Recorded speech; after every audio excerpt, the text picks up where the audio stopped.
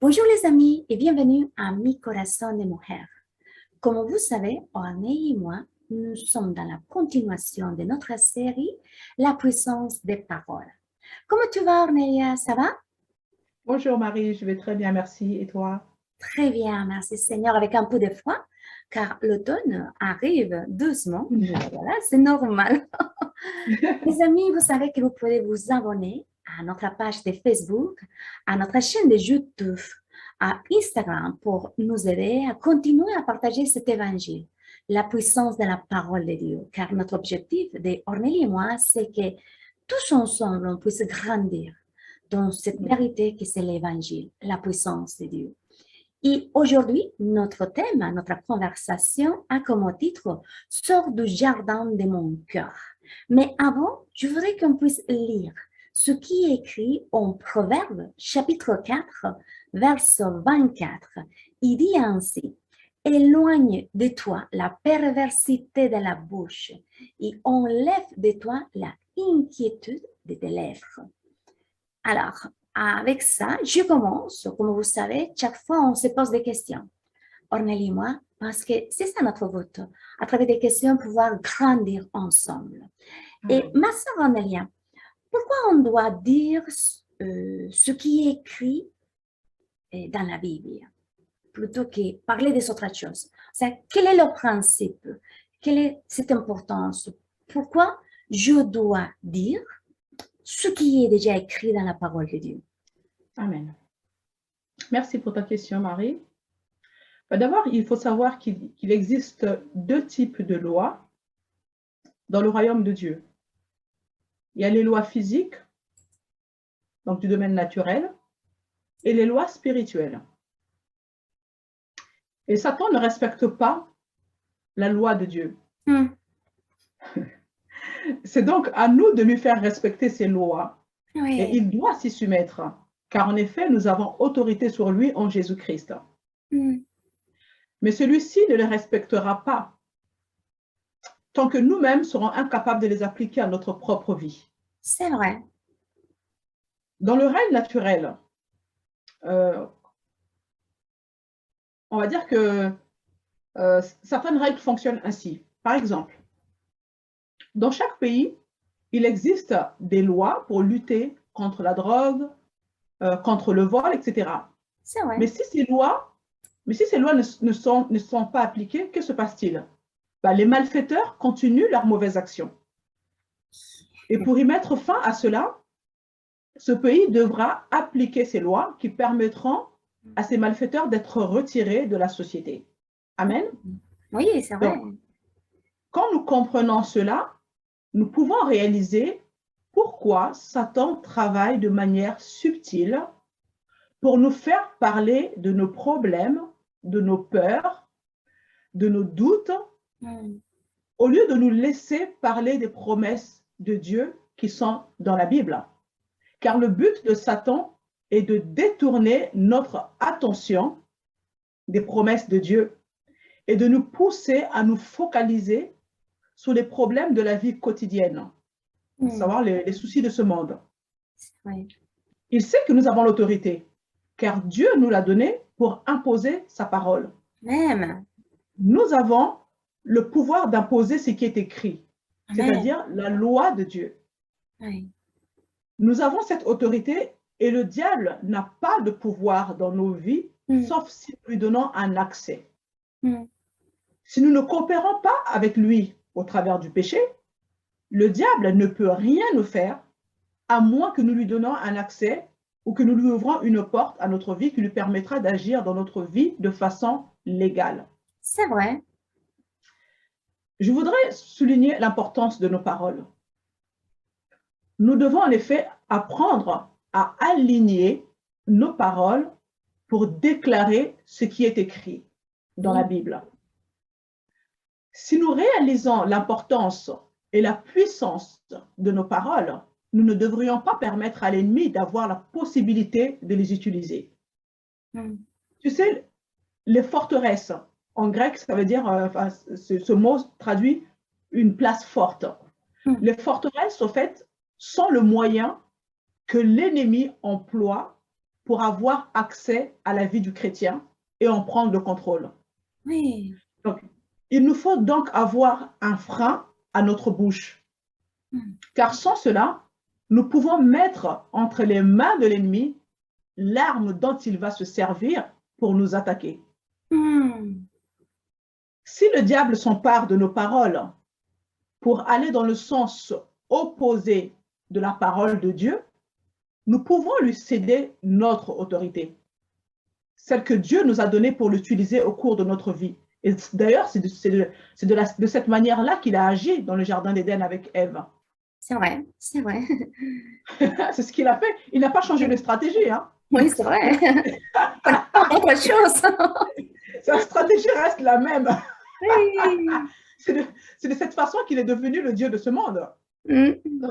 Même si cette autorité ne lui appartient pas, mais à partir du moment où nous parlons de nos problèmes, de nos peurs, et que cela vient à dominer notre cœur et nos pensées, et selon le langage que nous employons, nous créons en quelque sorte des forteresses qui lui donnent un accès.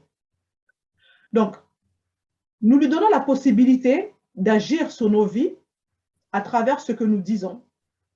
Oui. N'oublions pas l'impact de la déclaration de ce que nous croyons dans notre cœur. Romains 10, verset 9.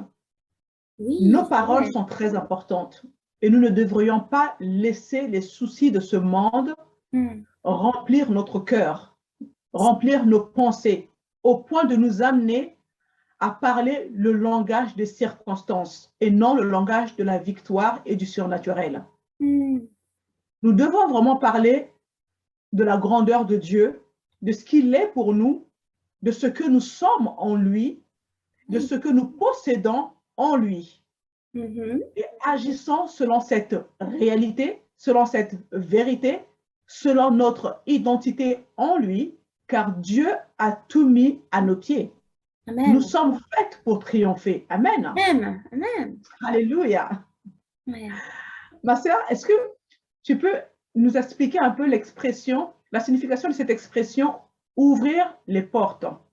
Parce que c'est vrai qu'à chaque fois qu'on parle de l'ennemi et le fait de coopérer avec lui au travers du péché, cette expression revient souvent, ouvrir les portes à l'ennemi. Est-ce que tu peux juste nous donner quelques explications pour mieux comprendre ce que cela signifie? Oui, bien sûr. Et je te donne l'explication par rapport à ce que j'ai compris, par rapport à mon expérience, si tu veux. Et je vais plutôt lire ce que dit la parole de Dieu. Tu vois, on pourrait lire peut-être Jean, chapitre 10, verset 10, qui dit ainsi, « Le voleur ne vient que pour dévorer, pour égorger et pour détruire. » C'est la première partie du verset. Amen. Et en fait, c'est la nature du diable, de tuer, de nous voler, de nous détruire. Il prend simplement ce qu'il peut obtenir de n'importe quel moyen, parce que c'est ça son but, tu vois. Et parfois, on ne se rend pas compte, nous lui donnons une place, car nous l'ouvrons une porte, si tu veux, c'est justement ça, je lui donne un droit légal, parce qu'il vient m'attaquer dans ma pensée, avec la doute, l'incrédulité, et il nous attaque avec des choses que parfois nous disons, oh mais c'est horrible que je puisse avoir cette drôle de pensée, moi comme chrétien, tu vois. Mais c'est justement ça, son but, de nous distraire. Et beaucoup de fois, nous avons cette absence de pardonner. On n'a pas cette façon de pardonner assez facilement. Et après, ça commence à grandir, il y a une amertume. Et on commence à se rappeler des choses du passé. Et on pleure de quelque chose qu'il y a déjà 15 ans que ça passait, tu vois. Mais en fait, toutes ces choses-là viennent travailler dans notre pensée afin que tout le temps nous soyons atormentés et on n'a pas la paix. Et c'est parti de ce qu'il dit Jésus en Jean 10, 10. Parce que si on comprend bien le verset, à la fin de ce verset, Jésus dit, mais moi, je suis venu pour vous donner la vie et la vie en abondance. En autre mot, Jésus est en train de dire, c'est pas moi qui te vole, c'est pas moi qui te tue, c'est pas moi qui viens t'égorger ou te dévorer des choses. C'est moi, je suis venue te donner le contraire de ça, que c'est la vie abondante. Donc, il faut toujours comprendre que si je les donne une place ou pas au diable, c'est ma décision. D'accord? C'est moi que j'ai décidé de le faire. Et parfois, tu dis, mais non, Marie, tu es en train de me dire que j'ai décidé d'avoir cette maladie, que j'ai décidé d'avoir mal dans mes finances. Et personnellement, je l'ai découvert que oui. Parce qu'à ce moment-là, quand j'ai souffert de toutes ces choses-là, en fait, j'ai découvert par le Saint-Esprit que je n'avais pas pardonné, que je vivais encore dans le passé, dans circonstances ou des choses qui étaient encore dans le passé, et que ça m'a tourmenté. Et en fait, j'étais en train de me nourrir de ces choses-là qui étaient en train de me détruire. Tu vois, ce que nous ignorons, ce que nous ne connaissons pas, nous tuent. Et quand nous venons et comprenons ce qu'est la vie abondante en Jésus-Christ, tout d'un coup, tu dis, mais non, j'ai la puissance de Christ qui a ressuscité à l'intérieur de moi. Et tu te rappelles, et j'ai l'autorité de Christ. Et je peux dire, allez, dehors, sors de mon jardin. Et c'est le jardin de ton cœur. Parce que tu commences à te remplir de la parole de Dieu. Tu ne donnes plus droit à que le diable vienne ouvrir cette petite brèche. Il n'y a aucun droit légal. Parce que s'il y a quelque chose, comme tu l'expliquais tout à l'heure par rapport aux lois qui existent dans les pays, s'il y a quelque chose que je fais, c'est évident que j'ai un droit légal. Si par exemple, je prends de la drogue, à un moment donné, j'ai droit légal à des infections, à des maladies, parce que je suis en train de consommer quelque chose. Donc, si je regarde la manque de pardon, je regarde la rancune, je regarde toutes ces parties-là de mon passé, je ne veux pas vivre le présent parce que le passé m'envahit plus. Ma pensée est complètement remplie des choses tristes. Je ne vois pas là l'amour de Dieu. Parce que je ne me nourris pas de l'amour de Dieu. Donc, d'un coup, je suis en train de lui donner un droit légal au diable pour qu'il vienne me voler, me détruire et me tuer. Donc, nous savons que c'est ma décision maintenant. Donc, Jésus nous a donné cette autorité. Jésus a restauré toute l'autorité que l'homme avait perdue lorsqu'il était créé, il était puissant. Il avait le droit de marcher, d'avoir toute la plénitude de Dieu. Mais une fois que l'homme a tombé dans la chute, il a perdu. Mais en Jésus-Christ, Jésus-Christ, en fait, nous a restaurés au niveau que nous avions avant. Amen. Ça, c'est merveilleux, tu vois. Amen. Et chaque fois, l'ennemi, il veut toujours nous amener à ses pensées. Parce que c'est la seule chose qu'il peut faire, tu vois. Et ces pensées qui nous font sentir tristes, qui ne donnent pas la valeur aux yeux de Dieu. Et parfois, donc, si je comprends bien, Marie, si je comprends bien, c'est que tant qu'on reste accroché à notre passé, surtout quand il n'est pas glorieux, on continue à donner un accès à l'ennemi pour venir nous détruire, nous voler et égorger. Oui, parce que tu vois, cette pensée nous envahit tellement que d'un coup, soudainement, ça vient cette idée. Oh, je ne suis pas vraiment une bonne croyante. Je n'arrête pas de fumer, je continue à fumer, je ne m'arrive pas à être sauvée. Oh, je n'arrive pas à être libre de la pornographie ou de quelque chose, tu vois. Et d'un coup, tu dis, mais je ne suis pas bon aux yeux de Dieu. Dieu ne peut pas m'aimer.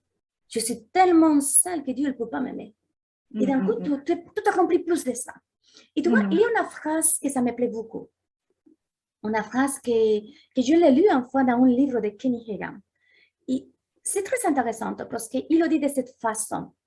Nous ne pouvons pas empêcher que les corbeaux, tu vois, ou les oiseaux, n'importe quoi, puissent voler sur nos têtes. Mais par contre, nous pouvons empêcher que ces oiseaux viennent se pousser sur nos cheveux. Donc, excellent. Par rapport à cette phrase que Kenny Hagan a utilisée, ma sœur Arnelia, comprends-tu cette phrase? Comment tu peux la développer plus, la phrase que le frère Kenny Hagan nous amène à réfléchir? Alors, si j'ai bien compris, la phrase c'est « Nous ne pouvons pas empêcher les corbeaux de voler au-dessus de nos têtes, Oui. mais nous pouvons les empêcher de se poser sur nos cheveux. C'est ça, Oui. hein? Disons que, moi, je comprends par là qu'on ne peut pas empêcher Satan de nous envoyer des mauvaises pensées, mais cependant, il nous appartient de les accepter ou de les rejeter. Oui. Je ne sais pas si je rejoins ta vision Oui, par rapport à c'est cette ça. expression. C'est justement ça. Bon, gloire à Dieu. En effet, les mauvaises pensées qui nous viennent de Satan sont aussi une forme de montagne. C'est-à-dire, ce sont des difficultés qu'il place devant nous. C'est vrai. Parce que de toute manière, nous savons que le champ de bataille de l'ennemi, ce sont nos pensées. Oui. Nous avons la nature de Christ. Gloire à Dieu. Amen. Car tel il est, tel nous sommes dans ce monde. Amen. Gloire à Dieu. Donc, peu importe la montagne que l'ennemi place au-devant de nous, cette montagne doit être aplanie. Amen. Pourquoi? Parce que simplement, en tant qu'enfant de Dieu, j'incarne le Christ. Et j'incarne la parole de foi, la parole de puissance et d'autorité. Oui. Nous devons faire reculer les œuvres de l'ennemi et rendre gloire à notre Dieu qui a déjà tout accompli pour nous à la croix. Amen. Nous agissons dans la victoire. Amen. Amen. Dieu nous dit dans le psaume 82, verset 6, j'avais dit, je lis la parole, j'avais dit, vous êtes des dieux. Vous êtes tous fils du Très-Haut. Wow. Amen. Amen. Alléluia. Nous sommes des dieux. Alléluia. Dieu croit en nous. Amen. Et nous devrions aussi croire en nous-mêmes. Oui, c'est vrai. Car Dieu fera conquérir toutes choses à notre bien. Car nous sommes la gloire de Dieu. Nous sommes ses héritières. Amen. Amen. Gloire à Donc, Dieu. nous devons parler à la montagne de notre autorité en Jésus-Christ. Lorsqu'une difficulté se place devant nous, alléluia, lorsqu'une difficulté se place devant nous, car c'est le but de l'ennemi pour nous déstabiliser, on doit parler à la montagne de notre autorité en Jésus-Christ. Et non pas parler de notre montagne à Dieu. Selon Marc 11, 23, il nous dit que nous pouvons ordonner à la montagne d'aller se jeter dans la mer. Amen. Amen. Mais pour cela, il y a une condition. Il est impératif de chasser la crainte et l'effroi dans notre cœur afin de pouvoir tenir ferme devant l'ennemi. Nous ne devons pas douter du cœur. Au contraire, croire et cela sera fait. Amen. Ne pas être divisé dans notre manière de penser, bannir le doute, car si nous croyons ce que nous disons, nous le verrons s'accomplir. Donc, tu vois combien il est important d'avoir la parole de Dieu abondamment dans notre cœur. C'est très important. C'est très important. Nous devons croire chaque jour que sa parole, elle est vraie, qu'elle est vivante, elle est efficace, elle est notre lumière, elle est notre source. Hein, c'est notre amour, nous devons vraiment nous positionner dans le royaume de Dieu car nous avons sa justice, nous avons sa joie. Alléluia. Nous devons rejeter toutes les paroles qui ne sont pas en accord avec la parole de Dieu. Oui, c'est ça. En fait. N'acceptez aucune pensée, ni aucune idée, aucun conseil comme provenant du Seigneur si ce n'est pas en accord avec les Écritures. Certes. Parce que l'ennemi nous attaque par les pensées. L'Esprit Saint n'est jamais en contradiction avec la Bible. C'est vrai. Étudions la parole pour qu'elle prenne racine dans nos cœurs. Amen. Et ces paroles sortiront par notre bouche, par des proclamations. C'est notre responsabilité de nous nourrir de la parole de Dieu. Oui. Il ne faut pas oublier que le Saint-Esprit ne peut pas nous rappeler des choses que nous n'avons pas lues. Lorsque nous marchons dans l'autorité de notre Dieu, l'autorité que Dieu nous a donnée, nous pouvons nous soumettre à Dieu et résister au diable. Il nous a donné sa parole et il nous a donné son nom. Le nom de Jésus est au-dessus de tout nom. Il n'y a point d'autre nom au-dessus de lui. Alléluia. Le nom de Jésus est notre partage. Oh, j'adore le nom de Jésus. Le nom de Jésus. On a tout avec le nom Le nom de Jésus est notre partage. Nous avons le plein pouvoir de l'utiliser contre Satan, contre les mauvais esprits, contre les démons, contre toutes les forces des ténèbres. Car il est écrit qui ne vient pas de Dieu. Alléluia. La maladie ne vient pas de Dieu, c'est ça qui nous dit Jean. Amen. Alléluia. Alléluia. Le nom de Jésus est au-dessus de tout nom et tout genou doit fléchir devant le nom de Jésus-Christ. Amen. Alléluia. Il ne faut vraiment pas négliger cette puissance que nous avons, le nom de Jésus-Christ. Alléluia. C'est dommage qu'on parte à la présence de Dieu sans jamais utiliser toute sa puissance que nous avons en Jésus. Alléluia. Wow. Oui. Ma sœur, dis-moi, est-ce que ce que nous disons des autres, est-ce que cela peut aussi nous affecter? Ouais. Surtout dans le sens négatif. Je saurais pourquoi, je te dirais pourquoi je pose cette question, mais c'est très important, parce que c'est quand même un constat qu'on a quand même, qui est réel dans l'Église. Hein. Est-ce que les mots que j'emploie pour parler des autres nous affectent également?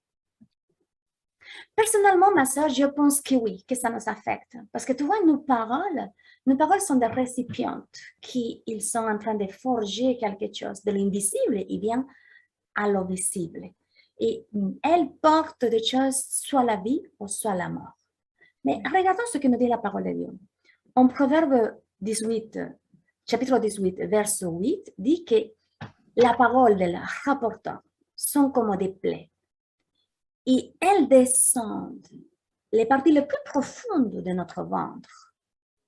Et en fait, ce qui est en train de dire ce verset-là, que quand je suis en train d'amener ces rumeurs, le ragoût, ces commérages, en même temps que je suis en train de le lancer, cette parole contre mon frère et ça, en fait, ces mêmes paroles, en même temps aussi, elles descendent vers l'intérieur de moi. Et là, on revient à la partie que je donne un droit légal al diable. J'ouvre la porte au diable à travers ça. Et en plus, mon frère et sœur en Christ, en lui, la personne du Seigneur est là. Le Saint-Esprit habite là. L'Esprit de Christ habite en eux, en tous ceux qui sont enfants de Dieu, ce qui dit Romains 8, 9. Donc, quand je suis en train de critiquer, de commérer, de faire quelque chose contre mon frère, ça me rend compte que je le fais contre Jésus-Christ. Et ça, c'est pas bien. Parce que j'ignore la parole de Dieu. Que dans tous ceux qui sont nés à nouveau, l'Esprit de Christ est là, ils sont temple du Saint-Esprit. Et tu te dis, mais oui, mais ils sont des actions bizarres, elles ne sont pas trop croyantes, on dirait qu'elles font. Ce n'est pas notre problème. Mon problème, c'est que maintenant que je connais de plus en plus la parole de Dieu, je dois toujours faire que de moi sort l'amour de Christ. Je dois refléter le fruit du Saint-Esprit vers mon frère et sœur. Et aussi, nous devons vraiment faire attention parce que nous ne remarquons pas que le commérage, que toutes ces choses-là, en fait, la critique, la jalousie, la compétence, l'activisme, toutes ces choses-là, la seule chose qui nous amène, c'est à marcher dans le fruit de la chair, comme dit Jacques 3, 16. Et on continue dans la querelle, dans la jalousie, tout ça. C'est qui les fruits de la chair? Et d'un moment, tu te remarques que dans ton cœur, il y a beaucoup plus de choses de la chair que de la parole de Dieu. Et tu continues à faire dans cette chose triste. C'est triste parce que tu connais déjà la vérité, la puissance en Christ. Donc, chaque instant, comme croyante, nous devons vraiment être conscientes que ce que je parle, c'est vraiment important, c'est puissant. Et ces paroles peuvent être utilisées pour le diable. Donc, je ne dois pas les donner aucune place parmi mes paroles au diable.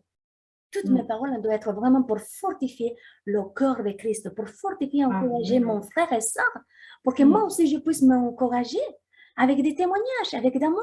Et si je n'ai rien à dire, ben je me tais. Et si je vois qu'il y a des autres personnes qui sont en train de critiquer, ben aller dire, ben écoute, je ne vais pas prêter oreille avec les choses sales que vous dites ou les choses nulles ou banales que vous parlez. Arrêtez, c'est des poubelles à mes oreilles. Je décide de mettre de bonnes choses par mes oreilles. Amen. Et parfois, on n'ose pas dire ça.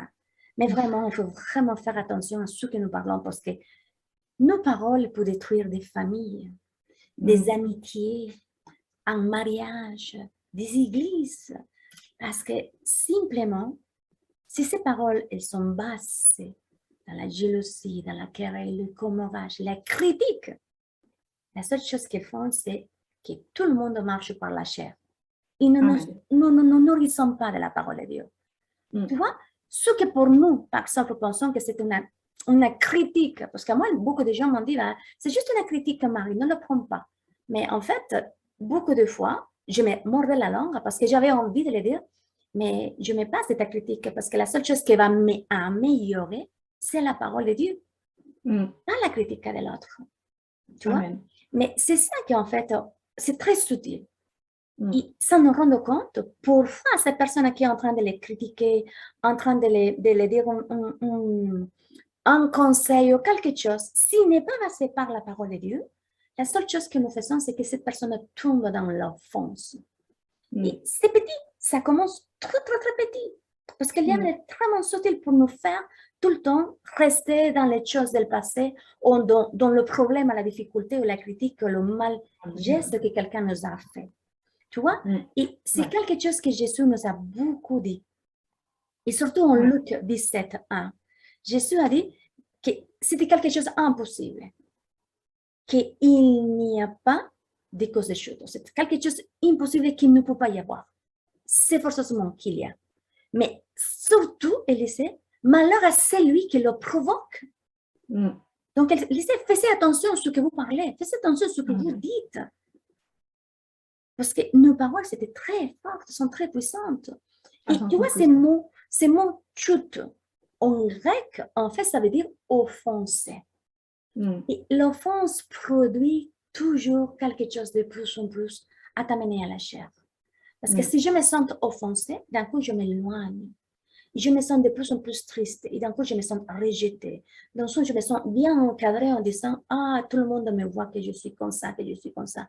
Et en fait, d'un coup, je ne veux pas même pas y aller à l'église ni rester avec des amis parce que je dis, mais je n'ai pas de vrais amis. La seule chose qu'ils font, c'est me critiquer. Je ne sens pas l'amour de Dieu. Et c'est ça, en fait. Nous devons vraiment, chaque instant, parler et donner l'amour de Dieu, la joie, la paix. Si nous voulons donner un conseil à un frère et à un soeur, d'abord, regardons la parole de Dieu. Quel type de conseil nous pouvons le donner? Demandez au Saint-Esprit. Saint-Esprit, aide-moi.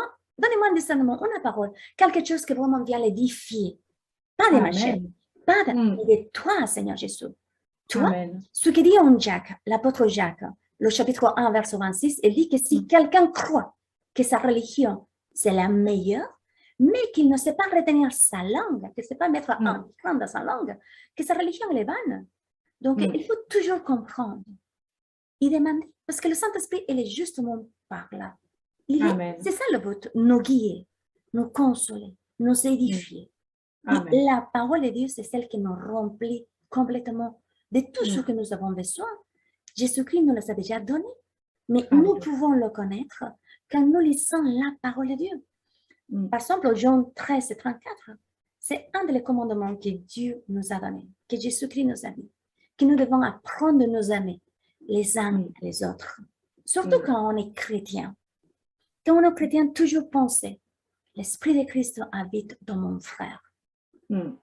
Et quand on n'est pas chrétien, quand la personne devant nous, elle n'est pas chrétienne, nous devons vraiment démontrer par nos actions, par nos paroles, l'amour qu'il y a en nous, l'amour de Dieu, la joie, la paix, de sorte que cette personne dise, wow, tu es complètement différente. En fait, tu es à l'écoute. Et quand tu parles, ça me rend heureux, la paix, je ne comprends pas. À moi, ça m'arrivait plein de fois. Et d'un coup, je lui dis, bah, écoute, est-ce que tu veux savoir qu'est-ce que c'est? Il me dit, bah oui, dis-moi, qu'est-ce que c'est? Et d'un coup, bah, écoute, je connais à Christ. C'est Jésus-Christ qui me rend cet amour. Amen. Et ça m'a donné une porte pour évangéliser. Mais c'est ça que nous devons faire comme chrétiens. Tu vois, comprendre complètement, à chaque instant, nous nourrir de la parole de Dieu. Comprendre ce que Jésus-Christ a fait pour nous. Comprendre que tous les épîtres, comme la partie de l'évangile, Jésus toujours nous amène à que nous devons vraiment faire attention avec ce que nous parlons, ce que nous disons, avec, j'ai l'autorité de dire à l'ennemi, sors complètement de le jardin de mon cœur, comme on a mis notre titre. Amen. Amen. Chers amis, merci. Merci vraiment. Vous avez entendu notre sœur Marie qui nous a beaucoup encouragés à être des enfants de lumière, d'être des témoignages pour ceux qui ne connaissent pas encore Christ. Nous devons changer notre langage, parlant les Écritures, appliquant la parole de Dieu dans nos vies, étudiant la parole, parce que c'est la vie pour nous, c'est un rafraîchissement pour nos vies, et sachant l'utiliser à bon escient. Je me permets de rebondir sur ce que notre sœur Marie a souligné à propos du fait de parler des autres, surtout de façon négative. Malheureusement, même dans les églises, les commérages ne manquent pas. Si vous avez été offensé d'une manière ou d'une autre, prenez la décision de pardonner. Oui, le pardon est une décision et le pardon est une puissance qui vous libère. Ce n'est pas parce que vous pardonnez une personne que vous devez absolument devenir des meilleurs amis du monde. Vous avez la liberté de garder vos distances, mais évitez simplement de garder de la rancune, de l'amertume dans votre cœur envers cette personne, car sinon vous donnez un accès à l'ennemi. Libérez votre cœur de ces mauvaises choses afin de laisser le Seigneur y s'aimer des bonnes choses pour que vous portiez du fruit pour sa gloire. Nous ne sommes pas nés pour être dans les disputes, mais nous sommes nés pour marcher dans l'amour à l'exemple de Christ. Oui. Alléluia. C'est alors que nous pourrons ressentir l'amour de Dieu dans nos vies. Le Saint-Esprit est celui qui nous montrera d'une manière tangible ce que c'est d'aimer son prochain. Et c'est lui qui nous donne la capacité d'aimer les autres. Amen. Et je voudrais vous quitter avec ce passage qui est dans Proverbes, chapitre 19, verset 11, où il est écrit, je lis la parole, « Les gens intelligents ne se mettent pas facilement en colère et leur honneur, c'est d'oublier le mal qu'on leur fait. » Wow, ce verset, c'est vraiment fort. Les gens intelligents. Donc, mes chers amis, pour ceux qui n'ont pas encore donné leur vie à Christ, sachez que Dieu était en Christ, réconciliant le monde avec lui-même, en n'imputant point aux hommes leurs offenses. Et c'est ce qu'il continue à faire au travers de chaque croyant, chaque croyante en Jésus-Christ. Et aujourd'hui, il le fait au travers de moi, au travers de Marie, au travers de vous qui nous regardez si vous avez déjà reçu Jésus-Christ comme votre Seigneur personnel. Amen. Jésus, Dieu ne vous condamne pas. Il ne vous juge pas. Donc, ouvrez votre cœur à Jésus-Christ, soyez réconciliés, car Jésus-Christ est devenu péché pour nous, afin qu'en lui, nous devenions justice de Dieu. Amen. Amen. Ouvrez votre cœur et invitez le Seigneur Jésus à entrer dans votre vie et vous recevrez la vie éternelle et abondante en Jésus-Christ. Vous êtes bénis en Jésus-Christ et à très bientôt. Bye.